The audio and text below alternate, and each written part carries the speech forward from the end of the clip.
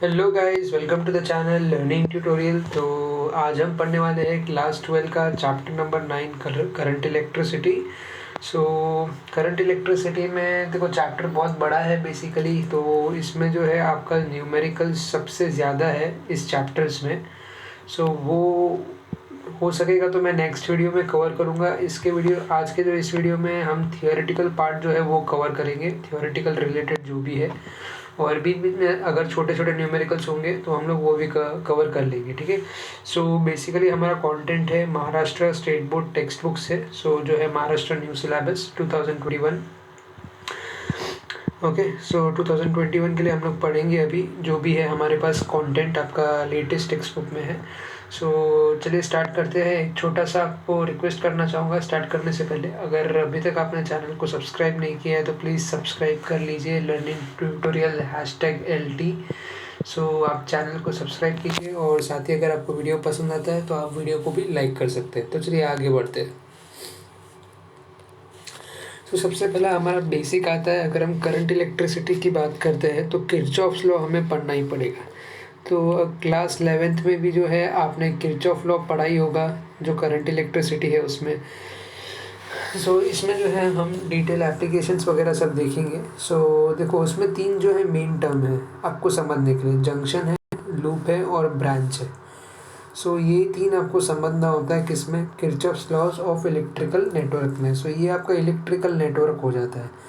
इसको आप बोल सकते हो, ये नेटवर्क जो भी है एक बैटरी का कनेक्शन आप बोल सकते हो। बेसिकली इसमें बैटरी का कनेक्शन हो गया, जहाँ पे आपके पास जो है रेजिस्टेंस का एक टर्म दिया हुआ है, आपको करंट का दिया हुआ है और वोल्ट का दिया हुआ है। ये तीन आप पैरामीटर्स को कंक्लूड करके समझ सकते हो। ठीक है। सो ये तीन टर्म आपको समझना पड़ेगा अगर आपको जो है Kirchhoff law of electrical network समझना है तो देखिए चलो पढ़ते हैं, देखते हैं क्या है इसमें। So before describing this law we will discuss some terms. ठीक है। So junction, at any point in an electric circuit where two or more conductors are joined together is a junction। तो देखो कोई भी पॉइंट हो किसमें, electric circuit में। ये जो सर्किट है हमारे पास इलेक्ट्रिकल सर्किट है, ये जो पार्ट है पूरा इलेक्ट्रिकल सर्किट है। Where to or more conductors are joint together. सो जितने भी कंडक्टर्स हैं, आप जो यहाँ पे ये रेजिस्टेंस वगैरह देख रहे हो, सो यहाँ पे क्या टर्म है आपके पास, आपको बोला गया है when two or more conductors are joint together is a junction. Loop any close conducting path in an electric network is called a loop. So after all ये एक लूप ही है, क्लोज्ड है। समझ लीजिए ये पॉजिटिव टर्मिनल से जो है नेगेटिव टर्मिनल की तरफ पूरा क्लोज लूप है आपको देखने को मिल रहा है। यानी कहाँ पे भी आपका करंट जो है वो लूज नहीं हो रहा, स्टार्ट टू एंड पॉइंट आपको पूरा मिलेगा, right.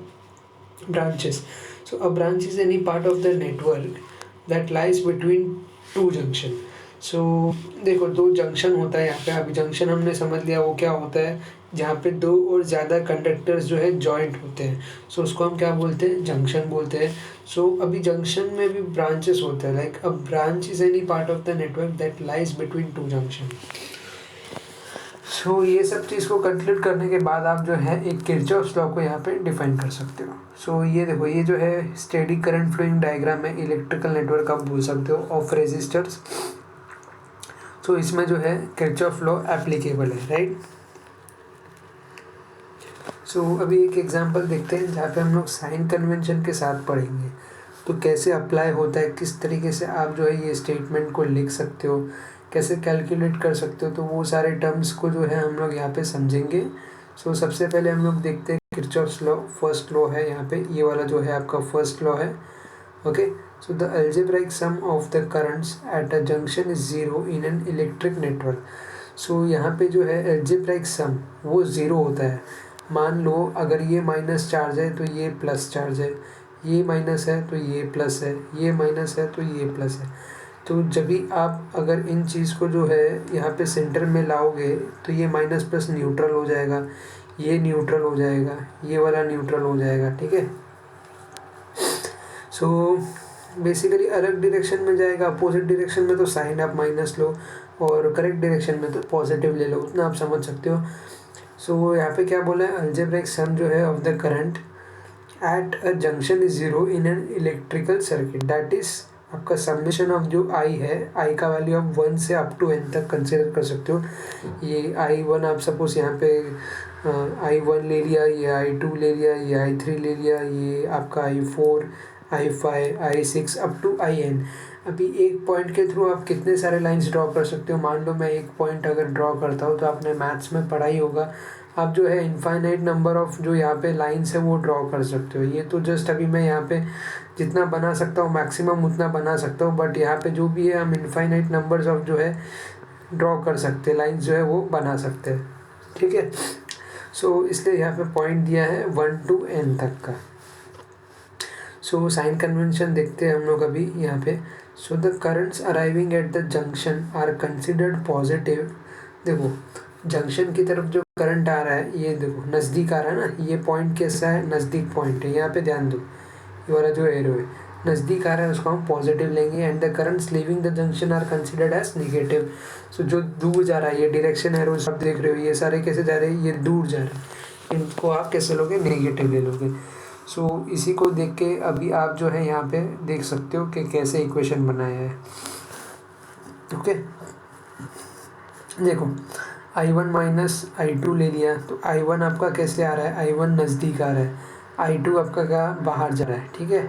So plus I3 plus I4, I3 आपका आया, I4 आपका आया, I5 आपका गया और I6 भी आपका गया, तो माइनस लेंगे। सो अराइविंग करंट्स जो है यानी जो आने वाले करंट है वो पॉजिटिव है, और जो जाने वाले हैं उनको नेगेटिव कंसिडर करेंगे। सो ये तीनों को हमने इक्वल ले लिया, I1 plus I3 plus I4 equals to I2 plus I5 plus I6।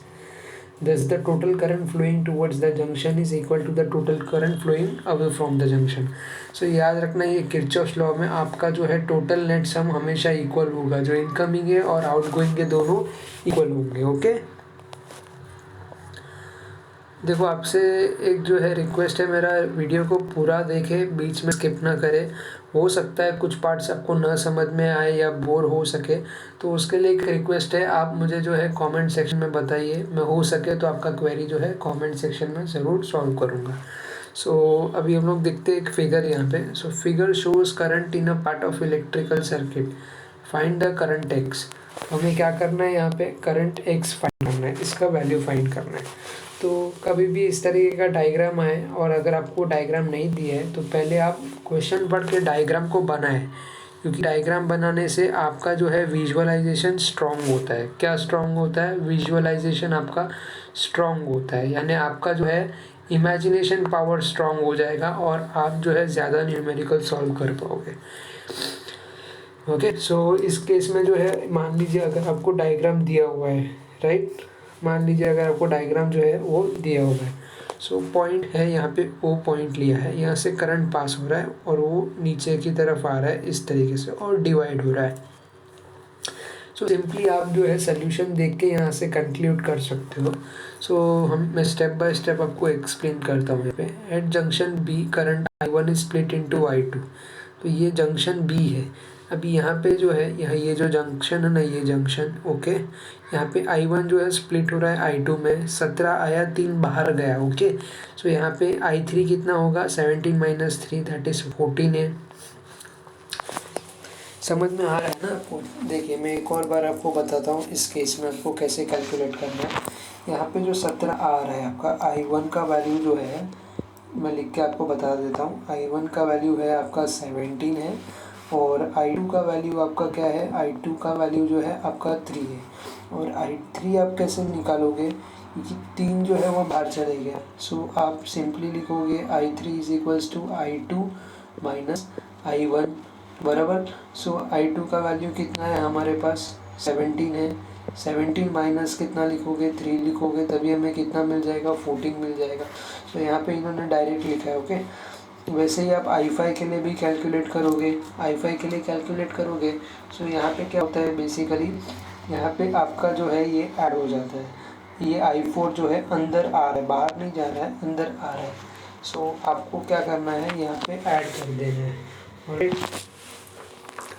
आप ऐड कैसे करोगे, क्या अमाउंट ऐड करोगे आप, तो देखो आपको यहाँ से आंसर 14A आ गया। सो 14A यहाँ पे आ गया। उसके बाद आपको 2 ऐड कर देना है और भी, क्योंकि आपका जो है I4 ऐड हो जाएगा। सो टोटल आपको आ जाएगा यहाँ पे 16। सो ये रहा आपका आंसर 16। समझ गए? आसान है बहुत। डी के लिए क्या करोगे आप लोग, अभी यहाँ पे आपका करंट जो है वो स्प्लिट हो जा रहा है, बराबर। सो स्प्लिट हो रहा है, तो अगर मुझे x का वैल्यू फाइंड आउट करना है, सो मुझे 9 को सब्ट्रैक्ट करना पड़ेगा, क्योंकि यहाँ पे जो है 9 एम्पियर बाहर चले जा रहा है। सो हम क्या करेंगे, यहाँ पे अल्टीमेटली 16 - 9 करेंगे। सो हमें आंसर कितना आएगा, 7A आएगा। आई होप आपको ये समझ में आ गया होगा। इसी तरीके से आपको क्या करना है, हर एक सर्किट को जो है वो रीड करना होता है। आपको क्या करना होता है, सर्किट को रीड करके उसके वैल्यूज़ को डिटरमाइन करना होता है। ओके, सो आई होप आपको ये समझ में आया होगा इजीली एकदम। सो आगे बढ़ते हैं हम लोग अभी। ओके, सो देखिए अभी हम पढ़ेंगे वोल्टेज लॉ। सो जैसे हमने अभी सर्किट रीडिंग सीखा है, वैसे ही वोल्टेज लॉ भी इसमें एक अच्छा और इम्पॉर्टेंट है। तो जैसे हम पढ़ते आ रहे हैं V=IR होता है, राइट। सो सब चीज़ में यही अप्लाई होगा। तो आपको समेशन काउंट करना है यहाँ पे। वोल्टेज लॉ क्या कहता है आपका, the algebraic sum of the potential differences products of current and resistance and the electromotive forces is a closed loop is zero. In a closed loop is zero. Sorry. So देखिए यहाँ पे algebraic सम आपको बोला है किसका, potential difference पूछा है। So difference यहाँ पे है, क्लोज लूप में ज़ीरो आता है। ये इस तरीके के डायग्राम को आप क्लोज लूप कह सकते हो, राइट। तो यहाँ पे जो है आपका आपका जो पोटेंशियल डिफरेंस होता है वो ज़ीरो होता है, क्योंकि आपका इनक्लोज सरफेस है। यहाँ पे आपका जो है इलेक्ट्रोमोटिव फोर्स है, और साथ ही करंट का और रेजिस्टेंस का जो है ये प्रोडक्ट है, राइट। सो इस तरीके से लिखा है इन्होंने, IR, ये वाला जो है आपका टर्म IR प्लस आपका summation of electromotive force. Electromotive force को भी आप जो है बेसिकली IR सेम ही जो होता है उनका डायमेंशन होता है, राइट। तो अभी हम लोग साइन कन्वेंशन पढ़ लेते हैं पहले। सो ये डायग्राम को एनालाइज करेंगे हम लोग और साइन कन्वेंशन के साथ समझेंगे। सो पहले मैं आपको यहाँ पे रीड करके बताता हूँ। While tracing a loop through a resistor, if we are travelling along the direction, the potential difference across that resistance is considered negative. अगर हम ट्रैवल कर रहे हैं डायरेक्शन में, ट्रैवलिंग अलोंग द देखो यहाँ पे आप अगर स्टेटमेंट पढ़ रहे हो, the direction of conventional current, the potential difference across the resistance is considered negative. Okay, so if the loop is traced against the direction of the conventional current, the potential difference across that resistor is considered positive.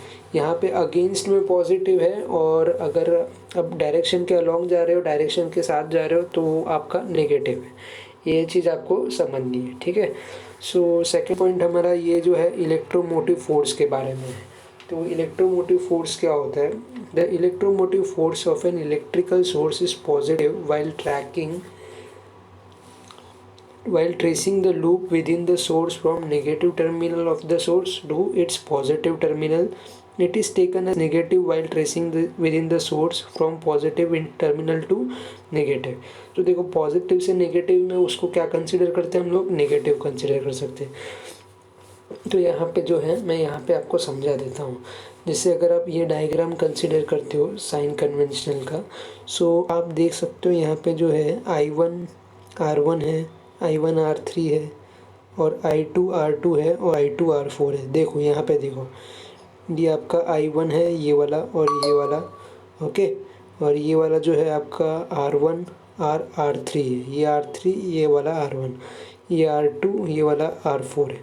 तो यहाँ पे जैसे आप देख रहे हो -I1 R1 हो गया। सो ये जो है माइनस है ना, ये वाला आपका, ये हो गया आपका -I1 R1 हुआ। और उसके बाद आपका आता है I3, ये वाला जो है यहाँ पे I1 I3 और I5, ये जो टर्म है आप अगर देख पा रहे हो, तो I3 और R5, ये करंट यहाँ से यहाँ पे पास हो रहा है। देखो डायरेक्शन ध्यान से देखो, आपको तो समझ में आएगा। सो ये अगेन क्या होगा, आपका नेगेटिव होगा। आपका I1 और I3 कैसे जाएगा, I1 और R3, सो I1 और R3 इस डायरेक्शन में जाएगा, तो वो नेगेटिव होगा। सो इस केस में आपका क्या हो जाएगा, ये आपका टोटल 0 हो जाएगा। देखो समझ में आया आपको, पॉजिटिव टू नेगेटिव में लेंगे हम लोग। यहाँ पे जो आप देख रहे हो हम लोग नेगेटिव क्यों ट्रेस कर रहे हैं, क्योंकि ये जो है पॉजिटिव टर्मिनल से नेगेटिव में आ रहा है, तो सभी साइन को हम लोग नेगेटिव ले लेंगे। वैसे ही अगर हम उल्टा जाएंगे तो कैसा मिलेगा, पॉजिटिव भी मिलेगा, समझ गए आप। सब पॉजिटिव भी मिल सकता है इसका साइन। तो अगर आप इसको ये साइड शिफ्ट कर दो तो सारे साइन पॉजिटिव हो जाएंगे। और इलेक्ट्रोमोटिव E2 के लिए भी आप कैलकुलेट कर सकते हो यहाँ से। सो E2 के लिए भी मैं आपको बता देता हूँ कैसे करना है कैलकुलेट। सो यहाँ पे देखिए I2R2 वाला टर्म है। सो ये नेगेटिव होगा क्योंकि पॉजिटिव से जा रहे हैं, फिर नीचे आएंगे तो ये नेगेटिव हो जाएगा, वापस यहाँ पे जाएंगे तो यहाँ से यहाँ पे नेगेटिव हो जाएगा, समझ गए। सो इसको भी आपको सेम ऐसे ही लिखना है। आप थोड़ा चाहिए तो पॉज करके देख सकते हो डायग्राम को, आपके टेक्स्ट बुक में भी जो है ये डायग्राम दिया हुआ है। मे भी शायद तक आपको ये थोड़ा सा छोटा दिखाई दे रहा होगा इसमें, लेकिन बहुत ही ईजी है। पॉजिटिव टू नेगेटिव ट्रैवल कर रहे हो तभी आपको जो है करंट को नेगेटिव लेना है। ओके, सो आई होप आपको यहाँ पे ये टॉपिक क्लियर हुआ होगा। तो हम लोग आगे प्रोसीड करते हैं अभी। सो अभी हम लोग समझेंगे steps usually followed by solving a problem using Kirchhoff's law. So कौन से स्टेप्स जो है हमें फॉलो करने पड़ते हैं। सो ये वाला न्यूमेरिकल है, ये इससे रिलेटेड नहीं है, तो फिलहाल आप पॉइंट्स पे ध्यान करिए, पॉइंट्स को देखिए और आप समझिए। ओके, तो पहला है choose some direction of the current. तो देखिए ऐसा मैंडेटरी नहीं है कि फिक्स ही है। अगर इस तरीके का कुछ आपको सर्किट दिया हुआ है, ऐसा समझ लीजिए कुछ, सो आपको यहाँ से इस तरीके का कुछ डायरेक्शन बना हुआ है तो यहाँ से ही जाना है, आप यहाँ से भी जा सकते हो। तो यहाँ पे डायरेक्शन इन्होंने बोला है, पहले आप चूज करिए direction. Reduce the number of variables using Kirchhoff's law. So देखो इसमें ये डिस्प्लेसमेंट की बात कर रहे हैं। अगर मैं बात करूँ यहाँ पे भी कुछ इस तरीके से दिया हुआ है, अगर आपको पॉइंट ए से पॉइंट बी पे आना है तो क्या आप इस तरीके से जाएंगे, रिपीट करेंगे पाथ को, रिपीट नहीं करेंगे ना। सो यहाँ पे बात आती है बेस्ट आपको जो है रिड्यूस करना है नंबर ऑफ वेरिएबल्स को। सो वैल्यू तो आपको उतना ही मिलेगा, आप चाहे कैसे भी घूमो, लेकिन आपको जो है यहाँ पे रिड्यूस करना है। तो reduce the number of variable using Kirchhoff's first law. Determine the number of independent loop. So यहाँ पे आपको कितने नंबर ऑफ इंडिपेंडेंट लूप मिलेंगे वो आपको देखना है। Apply voltage law to all independent loops, voltage law apply करना है। Solve the equations obtain simultaneously, जो अभी हमने सॉल्व किया प्रीवियस स्लाइड में। In case the answer of a current variable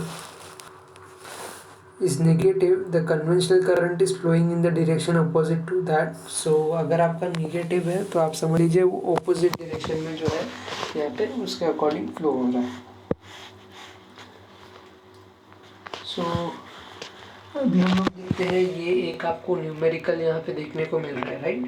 so ये न्यूमेरिकल हम लोग समझेंगे। सो यहाँ पे देखिए क्या क्या आपको वैल्यूज़ दिया है, पहले वो मैं आपको बताता हूँ। आपको एक कॉन्सेप्ट बताता हूँ कि आपको सॉल्व कैसे करना है, राइट। इसलिए सोल्यूशन भी आपके सामने रखा है ताकि आप रियलाइज़ कर सको। लेकिन आपको क्या करना है, क्वेश्चन देख के सॉल्व करना है, सोल्यूशन हर बार आपको सोल्यूशन नहीं देखना। ओके, सो यहाँ पे क्वेश्चन में क्या दिया है, 2 batteries of 7 volt and 13 volt. आपको V का वैल्यू मिल गया 7 और 13। तो जैसे ही आपको वैल्यूज़ मिलते हैं आप उसको फटाफट जो है डायग्राम में ड्रॉ कर लीजिए। सो देखिए ये 7 वोल्ट मिल गया, ये 13 मिल गया। इसके साथ उन्होंने क्या दिया है आपको, 1 ओम जो है ये रेजिस्टर उसका दिया है, रेजिस्टेंस दिया हुआ है 1 ohm and 2 ohms are respectively connected in parallel with the resistance of 12 ohm. जैसे पैरेलल ये हो गया आपका, तो ये वाला भी आपको मिल गया। अभी क्या बोला है, फाइंड कीजिए current through each branch of the circuit and the potential difference across 12 ohm resistance. So इस ब्रांच के लिए हमें क्या करना है, यहाँ पे फाइंड करना है करंट। तो कैसे निकालेंगे करंट, सारे जितने भी हैं उनको हमें पहले ट्रेस करना होगा। तो स्टेप बाय स्टेप आप देख सकते हो यहाँ पे। सो कोई भी डायरेक्शन या पॉइंट को जो है आपको फिक्स कर लेना है। अभी जैसे यहाँ पे आप देख रहे हो E-A-E-F-B है, सो उसी के अलॉन्ग आपको फ्लो करना है।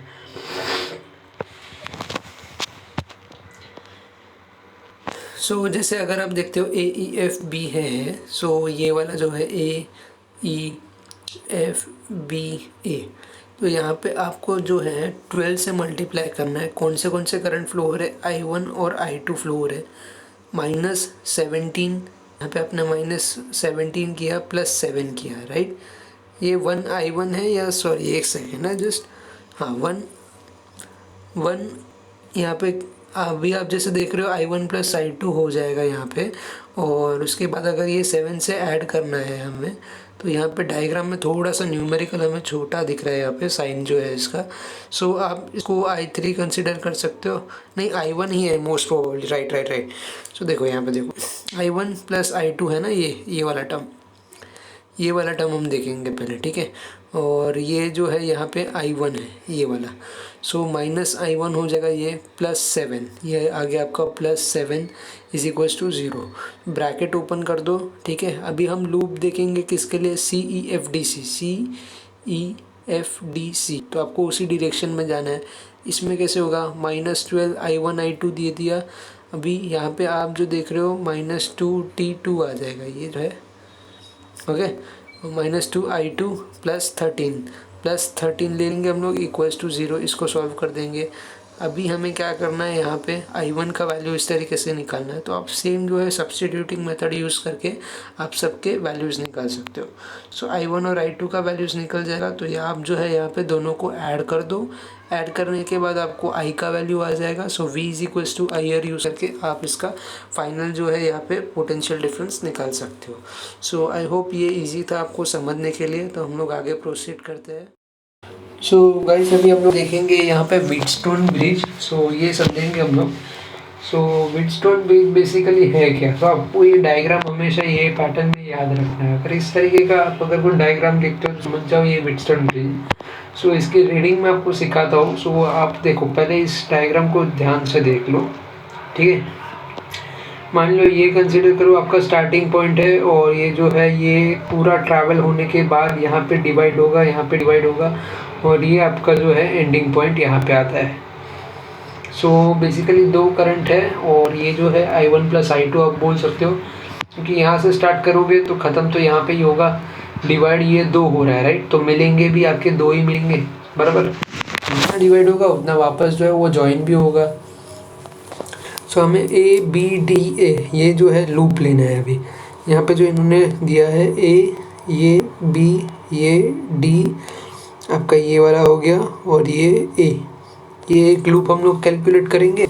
फिर उसके बाद क्या करेंगे, B, C, D, B, इसको कैलकुलेट करेंगे। सो पहला हम लोग देखते हैं, ओके। सो पहला लूप है आपका -I1P। अभी कैसे कैलकुलेट करेंगे, अभी आप जो है अलॉन्ग डायरेक्शन में जा रहे हो तो -I1P हो जाएगा, फिर -IGG होगा, ठीक है।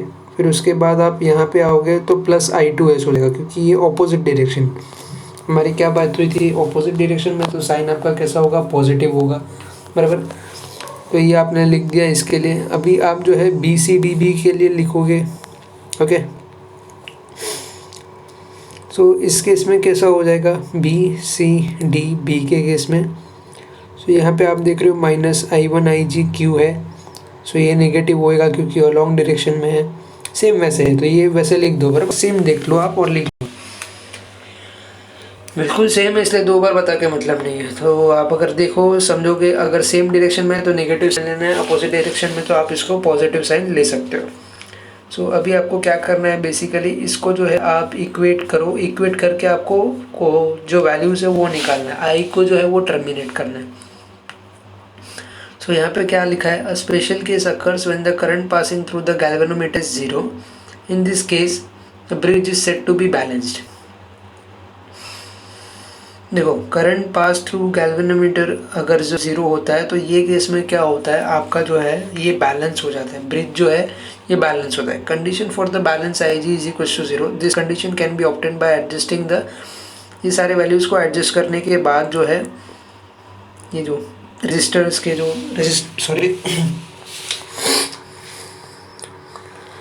ओके। सो इनको जो है आप एडजस्ट करें PQRS को, तो आपको जो है यहाँ पे ये बैलेंस हो जाएगा जब भी आपका IG 0 होगा। तो सब्सटीट्यूट कर दो IG इक्वल्स टू 0, यहाँ पे सबका जो है IG का वैल्यू जहाँ जहाँ पे यूज़ हुआ था इक्वेशन में आप उसको सब्सटीट्यूट कर दो तो आपको नॉर्मल टर्म्स मिल जाएंगे, उसके बाद इक्वेट कर दो। सो इसको हम बोलते हैं बैलेंसिंग व्हिटस्टोन ब्रिज। तो ये हमेशा बैलेंस ब्रिज रहता है जिसको हम लोग बैलेंस ब्रिज बोलते हैं व्हिटस्टोन ब्रिज को। Okay, so this is the condition for balancing the Wheatstone bridge. If any 3 resistance in the bridge are known, the 4th resistance can be determined. So देखो यहाँ पे बेसिकली यहाँ पे क्या हुआ है, थोड़ा सा पार्ट यहाँ पे स्किप किया है, आप इतना ही समझ लीजिए। This is the condition for balancing the Wheatstone bridge. So यहाँ पे बेसिकली क्या बोला, if any 3 resistance in the bridge are known, the 4th resistance can be determined. So ये इक्वेशन को यूज़ करके जो है 4th को भी हम डिटरमाइन कर सकते हैं। ये वाला जो है P/Q, यानी इस केस में कैसा हो जाएगा आपका जो है P/R आप लिख सकते हो अपॉन Q, ये एस के लिए लिख सकते हो, किसके वैल्यूज़ के लिए, एस के वैल्यूज़ के लिए। तो उसी के लिए आपको क्या करना है, सॉल्व करना है, तो आपको इजीली वो समझ में आ जाएगा। ओके, सो अभी हम लोग देखेंगे मीटर ब्रिज। सो मीटर ब्रिज कैसा होता है, तो पहले सर्किट डायग्राम समझ लीजिए। तो देखिए ये जो है आपका रेजिस्टेंस बॉक्स है जो यहाँ पे कनेक्ट किया है, यहाँ पे ये लेफ्ट साइड हो गया, ये आपका राइट हो गया। सो देखिए क्या क्या लिखा हुआ है, रिस्पेक्टिव लेंथ आपका between A and D and that between D and C B, ये रिस्पेक्टिव लेंथ आपको दे दिया। Then using the condition for the balance we get, so हमको ये मिल जाएगा X/R आप लोगे तो RAD, ये आपका A हो गया यहाँ पे। ओके, और आपका जो है पॉइंट D यहाँ पे AD है और DB एक पॉइंट दिया हुआ है। सो ये D पॉइंट है, AD के लिए ये एक हो गया आपका सर्किट और DB के लिए एक ये हो गया आपका सर्किट। सो रो LA होता है, आपको अगर पता होगा तो इस केस में। सो आपका R का वैल्यू क्या होता है, रो L/A है। सो L का वैल्यू, L किसके रिस्पेक्ट में है, एक AD के, एक दूसरे DB के। सो इसको जो है आप इक्वेट कर लो तो X का वैल्यू आपको क्या आ जाएगा, LX/LR। Okay, so source of errors यहाँ पे देखते हैं हम लोग। So the cross section of the wire may not be uniform. अगर ये किस केस में होगा, एरर्स के केस में होगा। जब भी ऐसा एरर्स होगा आपका, जब ये यूनिफॉर्म नहीं होगा। The ends of the wire are soldered to the metallic strip where contact resistance is developed which is not taken into account। सो ये जब आप प्रैक्टिकली करोगे आपको समझ में आएगा। ये आपका जो है जो भी है फिजिक्स में प्रैक्टिकल्स होगा आपके कॉलेजेस में। Okay, so the measurement of LX/LR में नॉट बी एक्यूरेट। अगर मेजरमेंट एक्यूरेट नहीं है तो मेजरमेंट एक्यूरेट यानी कैसे होता है, अभी आप मान लो कुछ भी काउंट कर रहे हो, ये 11.2 में एग्जांपल दे रहा हूँ आपको, ठीक है। सो आगे के वैल्यूज़ को आपने नहीं काउंट किया, अभी ये 11.29 है। सो आपने इसको राउंड ऑफ कर दिया 30, तभी भी ये जो है आपका एक्यूरेट वैल्यू नहीं होगा। ये नियरेस्ट टू एक्यूरेट वैल्यू होगा बट आपका एक्यूरेट वैल्यू नहीं होगा। सो इस केस में ये मैटर करेगा बिल्कुल कि आपका जो है एक्यूरेट वैल्यू नहीं होगा तो एरर आएगा। ओके, अभी मिनिमाइज कैसे कर सकते हो आप एरर्स को, तो यहाँ पे दो आपको जो है value of R adjusted that the null point is obtain to middle one third of the wire between 34 centimetre and 66 centimetre. So ये एडजस्टिंग है, ये आपका जो भी है सब प्रैक्टिकल एक्सपेक्ट के जो भी है उससे रिलेटेड है सब कुछ यहाँ पे। सो आप प्रैक्टिकली ये करोगे तो आपको आइडिया आ जाएगा। The experiment is repeated by interchanging the position of unknown resistance X and known resistance box R. The jockey should be tapped on the wire and not slided। So ये सारे जो है आपको की पॉइंट्स जो है यहाँ पे ध्यान रखने हैं। ओके, सो अभी हम लोग देखेंगे केल्विन मेथड। सो एक जो डायग्राम आप देख रहे हो यहाँ पे, तो बेसिकली समझते हैं केल्विन मेथड से हमें डिटरमाइन करना पड़ेगा रेजिस्टेंस किसका, ये गैल्वेनोमीटर का। सो ये जो मीटर ब्रिज है ना, ये देखो हम लोग मीटर ब्रिज कॉन्सेप्ट यूज़ करके जो है यहाँ पे डिटरमाइन करेंगे रेजिस्टेंस ऑफ गैल्वेनोमीटर। सो देखिए आप थोड़ा सा डायग्राम जो है यहाँ पे छोटा दिख रहा होगा बट आप जो टर्म्स है वो देख लीजिए। देखिए यहाँ पे G है गैल्वेनोमीटर का आपका, ये लेंथ है LG, यहाँ पे दिया हुआ है छोटा वाला, देखो पार्ट, ये पॉइंट ए है, point B, D and point C यहाँ पे, और ये रेजिस्टेंस है यहाँ पे। सो गैल्वेनोमीटर आ गया आपका, रेजिस्टेंस आ गया, ये जो है आपका मीटर स्केल दिया हुआ है, ये जो स्केल है ये मीटर स्केल है। सो देखिए इसका वर्किंग हमें इसके लिए समझना होगा, तो पहले हम लोग रीडिंग करते हैं यहाँ पे स्टेटमेंट क्या है। So the galvanometer whose resistance G is to be determined is connected in one gap and known resistance R in the other gap. देखो नोन रेजिस्टेंस यानी ये वाला पार्ट हो गया, ये आपका नोन रेजिस्टेंस है। क्या है? नोन रेजिस्टेंस है। समझो बहुत ईजी है, कोई हार्ड कॉन्सेप्ट नहीं है। और यहाँ पे बोला है the galvanometer whose resistance G is determined to is to be determined is connected in one gap। सो ये आपका हो गया रेजिस्टेंस G, दोनों का जो है सेम ही है, ये गैल्वेनोमीटर है। आपको यहाँ पे क्या फाइंड आउट करना है? Resistance of galvanometer find out करना है। सो इसका वर्किंग कैसे है? सो देखो इसका पॉइंट्स देखते हैं। Point number 1, a suitable resistance is taken in the resistance box, the current is sent around the circuit by closing the key। अभी इसमें कहाँ पे भी समझ लो की आपको दे दिया है, सो वो की को आपको क्लोज करना है, तभी क्या होगा? सर्किट में करंट फ्लो होगा। अगर की आप ऑन रख देते हो सो उसमें क्या होगा? आपका जो है यहाँ पे जो भी करंट है वो फ्लो आउट हो जाएगा और आपका ये क्लोज सर्किट नहीं होगा। तो ये टर्म आपको समझना है, क्लोज्ड सर्किट, ठीक है। क्लोज सर्किट रहेगा तभी आप क्या कर पाओगे? निकाल पाओगे, यहाँ पे आप डिटरमाइन कर पाओगे। So without touching the jockey at any point of the wire the deflection in the galvanometer is observed. So देखो यहाँ पे इन्होंने बोला है जॉकी का टर्म यूज़ किया हुआ है। सो आप एक की समझ लो, या सो उसको टच नहीं करना है, कोई भी पॉइंट पे जो है उसको टच नहीं करना है, तभी हम क्या कर पाएंगे? डिटरमाइन कर पाएंगे डिफ्लेक्शन ऑफ गैल्वेनोमीटर। सो वो आपको जो है यहाँ पे नजर आएगा। So the rheostat is adjusted to get a suitable deflection around 2/3 of the range. So देखो गैल्वेनोमीटर का आपको जो है बेसिकली यहाँ पे आप एक्सपेरिमेंट करोगे अपने कॉलेज में, सो वहाँ पे आपको समझ में आएगा। आपको जो है इस तरीके का सर्किट डायग्राम रीड करके आपको एक्चुअल में सर्किट बनाना होता है ये। सो आपको खाली वायर का जो है वो जॉइनिंग करना होता है, करेक्ट जॉइनिंग करना रहता है, पॉजिटिव टू नेगेटिव टर्मिनल। सो उस तरीके से आपको बीच में जो है यहाँ पे अलग अलग रेजिस्टेंस प्लेस करना होता है, गैल्वेनोमीटर होता है, बहुत सारी ऐसे टर्म्स होते हैं। एम मीटर से आप चेक करते हो, वोल्ट मीटर से आप चेक करते हो। तो ये जो भी आपको यूनिट दिया गया है ना, 2/3 ऑफ यूनिट, तो ये आप ध्यान रखो क्योंकि आपको ये पॉइंट से आपको सेट करना होता है। सो ये जो डिफ्लेक्शन इन्होंने दिया है, ये डिफ्लेक्शन अराउंड 2/3 ऑफ रेंज आपको सेट करना पड़ेगा। सो अभी थर्ड पॉइंट में क्या बोल रहा है इन्होंने, तो इन्होंने बताया now the jockey is tapped at different point to the of the wire and a point of contact D for which the galvanometer shows no change in the deflection is found. So देखो अभी इन्होंने 2/3 के लिए range के लिए set कर दिया है। तो यहाँ पे जॉकी जो है हर पॉइंट पे आप जो है यहाँ पे देखो इन्होंने बताया the jockey is tapped at different point of the wire. So उसको टैप करके दिखाया अलग अलग पॉइंट ऑफ वायर में। सो पॉइंट ऑफ कॉन्टैक्ट जहाँ पे डी है वहाँ पे क्या हुआ है? वहाँ पे गैल्वेनोमीटर ने कोई भी चेंज नहीं बताया।